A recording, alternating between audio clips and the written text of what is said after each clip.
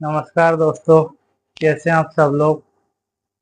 जैसे कि बात करते हैं हम आज थायराइड के बारे में। थायराइड क्या होता है, किसकी कमी से होता है, क्या चीज नहीं लेना चाहिए, थायराइड में क्या क्या लक्षण दिखाई देते हैं, इन सब के बारे में आज मैं बताने वाला हूँ। थायराइड जो कि बोलते हैं थायराइड में वजन कम हो गया, थायराइड में वजन बढ़ जाता है, तो यह सब आपको मैं बताने वाला हूँ। थायराइड क्या होता है, ग्लैंड होती है जो हमारे कहाँ पे होती है, गले में होती है, जो बटरफ्लाई की तरह रहती है, जो गले की यहाँ पे हड्डी होती है ना, उसके पास में होती है।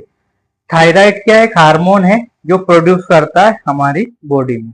जो थायराइड T3 और T4 दो हार्मोन रहते हैं। T3 मिलके T3 हार्मोन ब्लड के कुछ हिस्सों में मिलके T3 को प्रोड्यूस करता है, और आगे चल के क्या करता है, ये हार्मोन को कंट्रोल करता है, जिससे हमारे शरीर में मेटाबॉलिज्म को भी कंट्रोल होता है। मेटाबॉलिज्म कंट्रोल होने की वजह से हमारे बॉडी में, शरीर में एनर्जी और ऑर्गन को भी एनर्जी मिलती है। हार्मोन सुचारू रूप से बहुत जरूरी होता है हमारे शरीर के लिए। थायराइड हार्मोन प्रोड्यूस नहीं होने पर हमारे शरीर में मेटाबॉलिज्म रेट स्लो हो जाता है, जिसके कारण से हाइपोथायराइडिज्म की बीमारी हो जाती है, जिसको बोलते हैं हम थायराइड का कम होना। T3 T4 TSH हार्मोन का कम होना। T3 T4 and TSH, TSH का फुल फॉर्म होता है थायराइड स्टिमुलेटिंग हार्मोन। अब बात करते हैं हम क्या लक्षण होते हैं। पहला होता है डिप्रेशन। स्किन में क्या हो जाता है, ड्राइनेस आती है, जिसके बाद में जल्दी थकान हो जाती है, बालों का झड़ना, और उसके बाद constipation, joint pain, memory loss होना, मसल्स में दर्द होना, ये सब होता है हाइपोथायराइडिज्म, मतलब थायराइड की कमी के कारण से। अब मेल्स में क्या लक्षण दिखाई देते हैं, मेल्स में पहला दिक्कत होती है सेक्सुअल डिसीज की, तो उसके बाद में होती है स्पर्म काउंटिंग की। स्पर्म काउंटिंग क्या हो जाता है, कम हो जाता है, मोटिलिटी स्पर्म काउंटिंग की कम हो जाती है, और जिसके बाद में टेस्टोस्टेरोन लेवल भी कम हो जाता है, जिसके कारण से मेल को कमजोरी आती है, थकावट आती है, मसल्स भी टूटने लगती है। ये होता है मेल में। अब फीमेल में क्या होता है, फीमेल में होता है इनफर्टिलिटी, महिला में इनफर्टिलिटी होता है, जिसको बोलते हैं हम बांझपन। बांझपन क्या होता है, इसमें एक हार्मोन रहता है महिला में प्रोलैक्टिन, जो प्रोलैक्टिन हार्मोन बढ़ जाता है, बढ़ने के कारण से क्या है, ओवेरी में अंडों को नहीं बनने के कारण से प्रेगनेंसी कंसीव नहीं होती है, जिसके कारण से इनफर्टिलिटी हो जाता है, जो कि हाइपोथायराइडिज्म की वजह से होता है।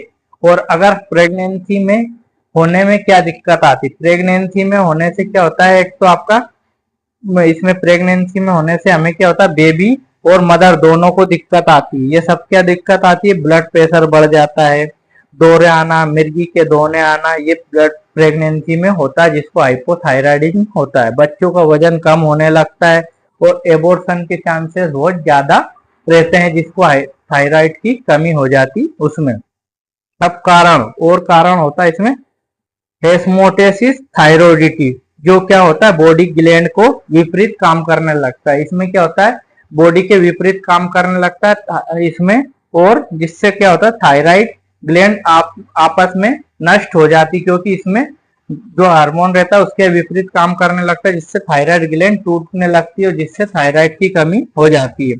और नेक पर भी, जैसे नेक पे रेडिएशन थेरेपी करवाते हैं, उसकी वजह से भी थायराइड की कमी हो जाती है, और रेडिएशन की ज्यादा संपर्क में रहने से भी हो जाता है। और थेरेपी का बार बार लेना, कोई मेडिसिन जैसे कैंसर मेडिसिन हो गया, उसके बाद में साइकेट्रिक प्रॉब्लम हो गया, ये सबकी वजह से। और जिसके बाद में जिसको थायराइड ग्लैंड रिमूव हो जाती है, उनको भी दिक्कत आती है, और कम आयोडीन लेने से भी थायराइड बढ़ता है। और पिट्यूटरी ग्लैंड का डैमेज होने आना, क्योंकि पिट्यूटरी ग्लैंड हमारी मास्टर ग्लैंड है, जो सब हार्मोन को कंट्रोल करके रखती है, जिसके कारण से भी हाइपोथायराइडिज्म हो जाता है। तो ये था आपको हाइपोथायराइडिज्म के बारे में मैंने जानकारी दी है। अगर आपको ये सब लक्षण दिखाई दे तो आपको तुरंत डॉक्टर को दिखाना चाहिए, इस चीज को हल्के में नहीं लेना चाहिए, क्योंकि ये सब चीज आपको कहीं ना कहीं दिक्कत करेगी। इसलिए एक बार डॉक्टर को दिखाइए। आपको ये सब लक्षण दिखाई दे तो आपको तुरंत डॉक्टर से संपर्क करना चाहिए। सब्सक्राइब करिए, बेल आइकन को प्रेस